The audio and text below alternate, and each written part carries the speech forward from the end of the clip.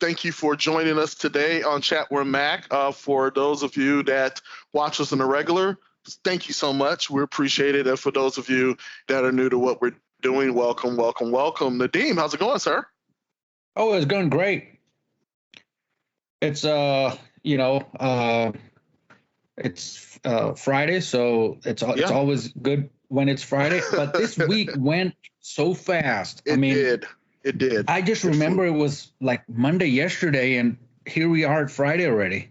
This week flew, and I think usually when you're having a decent week, it's like that, as opposed to those weeks where it's just like problems on top of problems. But this was a good week. It was a good week. Good week. Yeah. Good week. Absolutely.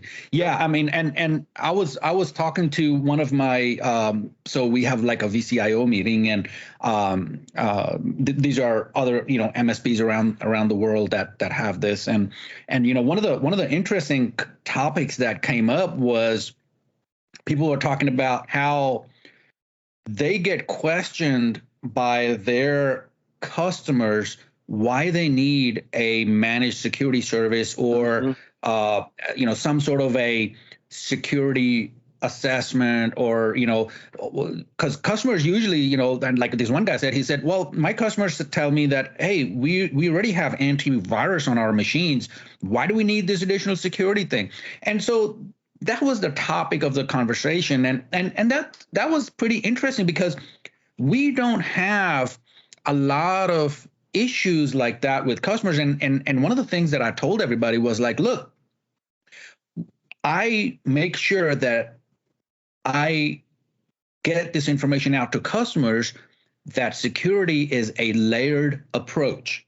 It is. The more layers you have, the better it is, because the bad guys are going to go attack somebody who doesn't have enough layers.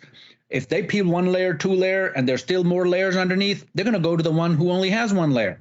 So and we make these videos, we talk about this, and so it's really not a big issue for us where customers say, well, I already have antivirus, I have anti-malware, I have firewall, I have all these things. Why do I need a security assessment, or why do I need a managed security service, or why do I need somebody to remediate machines when there are these software? And the outcome of that meeting was interesting, because it was all over the board. So one guy was talking about, well, I tell my customers it's like a house. The antivirus is just the alarm system, but somebody still needs to monitor it.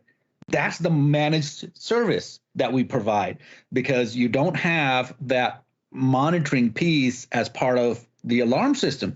Another guy was like, well, look, it's like, you can put $100 on your counter in the kitchen, or you can put it in your office, on your office desk, or you can put it in a drawer in your office desk, or you can put it in that drawer and lock it. So it was like, those are the different levels of security. Interesting analogies. And then, I got to thinking, I was like, we don't get those kind of customers, or those kind of pushback from customers about why they need the security. Maybe our customers are more educated on this, and they understand that security is just a matter of layers, and the more layers you have, the better it is. It's true, because you're just a harder target. It's almost like if there's a hunter trying to kill something for dinner, and one animal is running and one animal is just standing there still, of course you're going to go shoot the animal that's just standing there still, right? I mean, you're not going to try to target the one that's running. So I'd rather be the running one instead of the standing one. True. But it was interesting conversation that we had, and I was amazed at how much pushback a lot of these MSPs are getting. And of course, a lot of them, they don't do these videos like we do. They don't do like I told some of the guys, I was like, hey man, I don't have this problem. Our customers, they don't give me a hard time about this. But we do, at least 3 videos a week, and then on top of that, the newsletters, the mailer. So we keep that steady stream of education going. And Yep. one of the guys actually private messaged me, and he says, "Hey, can I get access to these videos that you make?" And I was like, "Okay, I mean, I don't care. I mean, if he wants to steal some of their content, go ahead." But yeah, so that's something that I think the question is coming up more and more now, because the public is just more aware of the security issues. The security just came to the forefront all of a sudden. Especially 2021 was the year that there were so many high-level breaches that everybody now understands what the security situation is. I mean, that's one of the things that I've kind of sensed, is that where just a few years ago, we would go talk to customers, and customers never wanted to talk about security. They were always like, how can we do this more efficiently? How can we save money here? How can we make our users more productive? Security was like way down on their list.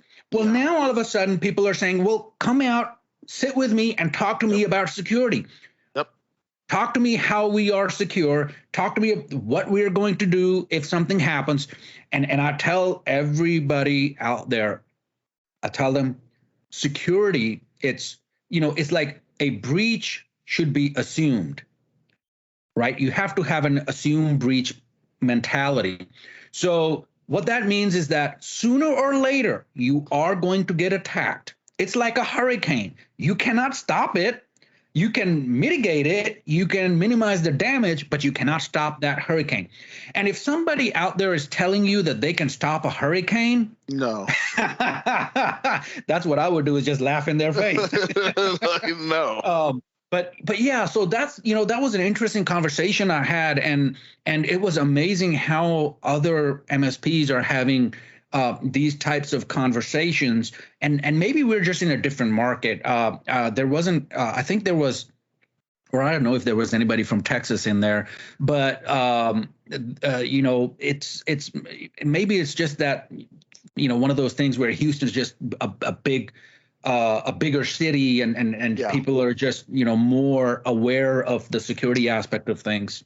Well, and I think now more than ever, and again, I always do this when we talk about security, because one thing that Nadeem said at the very beginning of the year, that it was that things were going to get a lot worse as far as the number of attacks, and that we hadn't even seen the apex of it, and here we are. T-Mobile, and I'm a T-Mobile customer. I'm a T-Mobile customer, and they got hit. And now they're trying to sell the information and all this other stuff. And I think now the companies, and I'm hoping it's starting to ring in them, like, well, these big companies are getting hit left and right. Here goes my small company. What's stopping these guys from hitting me, taking my information, and here I am losing $80,000 because funds have been diverted elsewhere. And then I think there was a number that said that I almost want to say it was 70% of small businesses that get hit go under as a result of that. They don't recover. So I think now people are thinking, well, I got to do something. My regular malware and firewall, which when I make calls, that used to drive me nuts. Oh, we have a firewall. We're good. Oh my God, you can't be serious. And we got a firewall. We have some other stuff. I think we're good. Now maybe it's starting to hit people that, well, we need more. Yeah. And you cannot fix security with a tool. It is fixed with a process, not a tool. You cannot put a tool in place and expect it to be, everything will be fine. It doesn't work like that. And that's part of the education process, and I think we're just in a better market where people are just the people just have a better understanding around security and maybe IT in general. But yeah, that's very true. I mean, it's one of those things where you can't just put a tool in place and just expect it to be just without any process just keep protecting you. It doesn't work like that. It's almost like you have your alarm, you have your doors locked and all that, but you may still need that security guard. You still need some somebody in front, you know, right. just to make sure that everything is you're not letting the wrong characters in. And I'm glad that you make that analogy. I mean, one of the things I love about what we do here at PCSN is that it's such Nadeem talks about the process. Security is such a multi-layered process here at PCSN. The way Nadeem has put everything together, everything from the intrusion prevention system to malware to Passly, all of this is in order, is giving you the ability to have a more clear vision of what could be going wrong or what's going wrong. And a lot of companies don't offer that. A lot of companies, quite honestly, don't know about it. Yeah. And they don't have a process to manage all these different things together. It needs to be seamless where, you don't want to put a product in place where it's like, complaining and prompting the user to do something different. That's taking productivity away. You don't want to do that. Yeah. The other side of the equation, like somebody gave an example of was, security as a service is more like you're letting people into a ball field, but so the crowd is coming in. The crowd itself is not the problem. It's only one or two people in the crowd that are the problem. So you want to identify that behavior, that anomaly, and then mitigate that anomaly. And the thing that came to my mind is that show, what's it called? With the dead people walking stuff. The Walking Dead. Yeah. So I was like, okay, it's like identifying those whisperers in a pool of zombies, right? There was an episode where they had some people who were pretending to be dead, and they were kind of moving the zombies in a certain direction, and they were actually using the zombies to their advantage to attack other people. Yeah. And it was like, well, yeah, it's kind of like that, where you need to identify those people within the crowd of zombies, that are directing the zombies at you. So it was, I mean, it just, we have fun in these meetings. The conversation just goes everywhere. But it applies. That's what we're trying to do, is we're trying to detect anomalies. And as we detect anomalies, we need to have somebody who can kind of whisk away a person and pat them down, make sure they're clean because they were showing some weird behavior. So make sure they're clean before you let them in. And the thing that a lot of people kind of trip up on is that it's not always external entities that are a problem. Sometimes unknowingly and unwittingly, employees can cause issues as well. So you need to be able to detect that as well. So it's not like it's always external entities that are attacking your network. A lot of time, the attack happens from within. So it's very hard to detect because it's something originating from within. And if you have a good process in place, you'll be able to easily identify things like that. But I think that, especially in our market, in the Texas area, we don't have a big problem trying to convince people on, where, security is important. Of course, we want to keep talking about it because if, out of 100 people, if I can help that one person understand security better, then it's that much better. I'm happy. So it's always good to talk about security, keep it top of mind. And you're right. I think the number was a little higher as far as the small business going out of business after a breach. And the thing is, a lot of the small businesses, 20, 30 user businesses, they are one misstep away from disaster. They have to do everything right for that business to thrive until they get to a certain point, and then they can afford to make one or two mistakes. Yeah. But in general, they have to, in that growth area, you have to do things just right. If you make a wrong decision, it could be deadly to the company.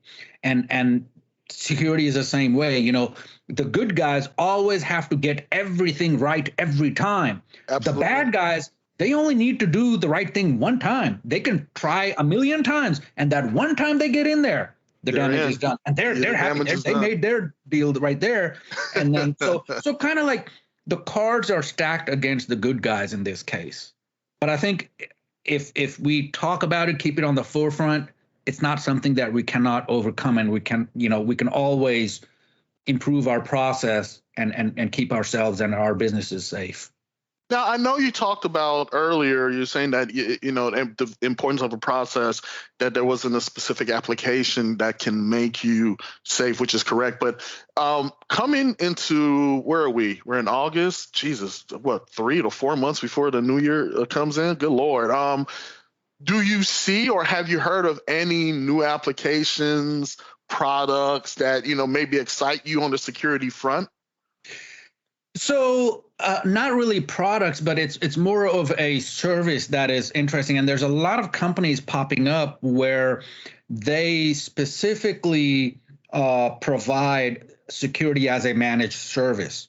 Mm-hmm. So what they do is they will monitor the event logs on your machines, on your user machines.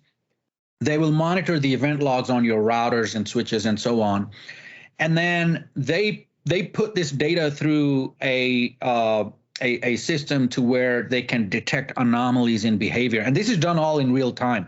And the reason we are seeing more and more of this now is because AI is coming to the forefront, and it's a lot easier to detect anomalies from trillions of terabytes of data.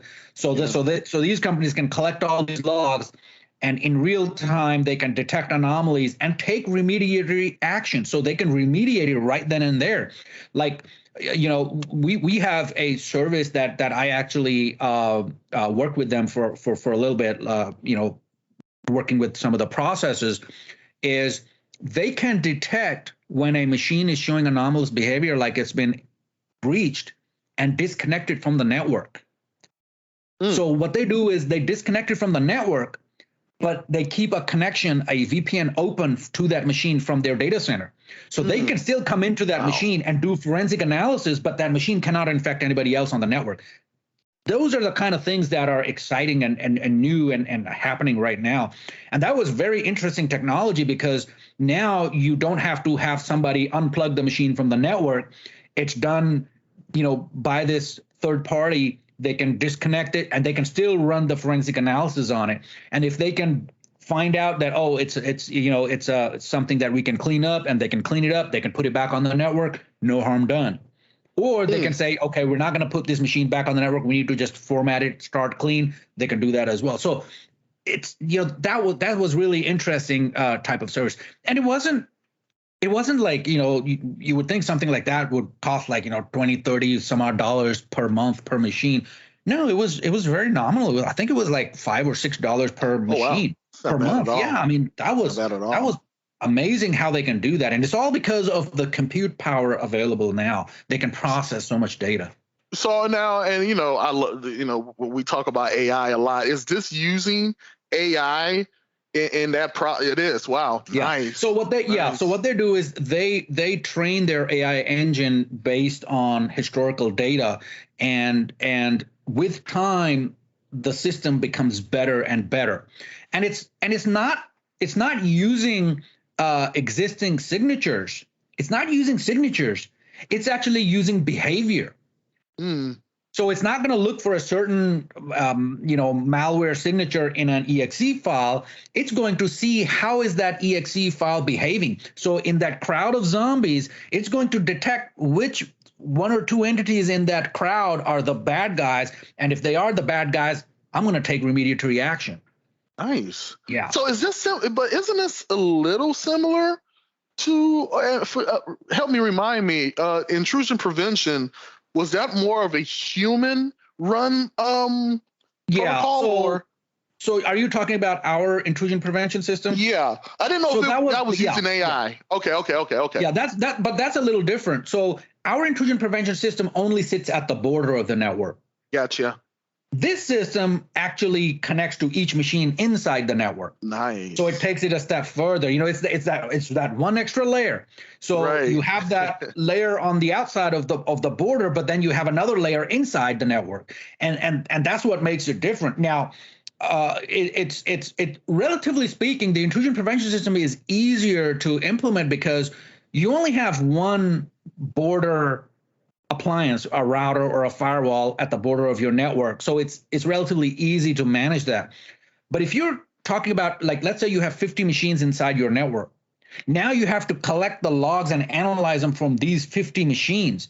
That takes more computing power than just analyzing the logs from this one appliance at the border, right?